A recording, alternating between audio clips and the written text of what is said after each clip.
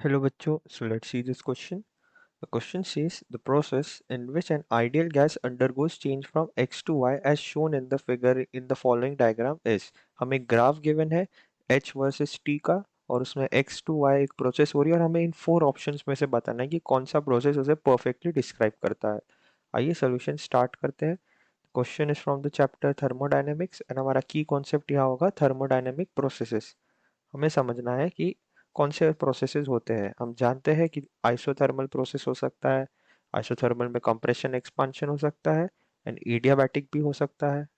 तो हम सब समझते हैं।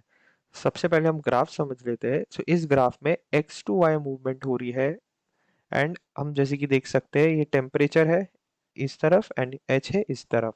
सो टेम्परेचर इंक्रीज कर रहा है यानी temperature of Y is more than temperature at X. इसका मतलब टेम्परेचर इंक्रीज कर रहा है। So temperature is increasing. लिख लेते हैं इस बात को कि temperature according to graph temperature is increasing. सबसे पहली बात एंड नेक्स्ट बात हम ये भी कह सकते हैं कि एच इंक्रीज हो रहा है, एंथैल्पी इंक्रीज हो रही है। इसका मतलब change in enthalpy is positive. क्यों? क्योंकि enthalpy at Y is more than enthalpy of X, तो हम चेंज इन एंथैल्पी कैलकुलेट करेंगे तो enthalpy at Y minus enthalpy at X और ये पॉजिटिव ही रहेगा। सो ये दो बात हमें पता चल गई है। अब हम सारे 4 ऑप्शंस को देखते हैं और पता करते हैं कि कौन सा सही है। तो सबसे फर्स्ट ऑप्शन है आइसोथर्मल कंप्रेशन। आइसोथर्मल का मतलब ये आइसोथर्मल इसका मतलब ऐसे processes which take place at constant temperature. So constant temperature रहता है, ना टेम्परेचर इंक्रीज कर रहा है ना टेम्परेचर डिक्रीज कर रहा है। लेकिन हमारे ग्राफ में गिवन है कि टेम्परेचर इंक्रीज कर रहा है।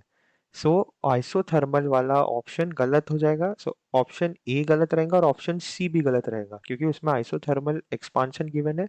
सो आइसोथर्मल गलत रहेगा। नेक्स्ट हम देखते हैं option B, adiabatic compression.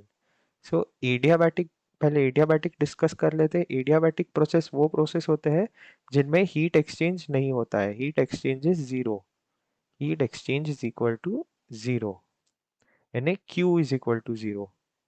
Now compression, जब हम कंप्रेस करते हैं, अगर आप किसी गैस को कंप्रेस करेंगे तो उसका टेम्परेचर इंक्रीज करेगा। सो व्हेन वी कंप्रेस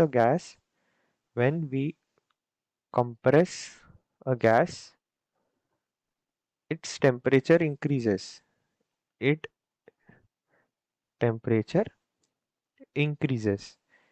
ऐसे आप कोई गैस लीजिए और उसे कंप्रेस करेंगे एक चेम्बर में तो स्पेस कम रहेंगी। तो स्पेस कम रहेंगी तो मॉलिक्यूल ज़्यादा मूव नहीं कर पाएंगे तो कंप्रेस हो जाएंगे एंड हेंस टेम्परेचर उनका इंक्रीज हो जाएगा। लेकिन when we expand a gas, जब हम किसी गैस को एक्सपांड करते हैं, किसी अ, खुले एरिया में डाल देते हैं कोई गैस को तो उसका टेम्परेचर कम हो जाता है। So its temperature decreases. Final temperature decreases. अब हमारे पास क्वेश्चन में जो ग्राफ है उसके हिसाब से टेम्परेचर इंक्रीज हो रहा है। यानी हम अगर स्टेटमेंट्स देखें दोनों में से तो when we compress a gas its temperature increases. So therefore adiabatic compression सही रहेगा, एडियाबैटिक एक्सपांशन भी गलत हो जाएगा and hence the answer to this question is option B, adiabatic compression. I hope you understood this well. All the best.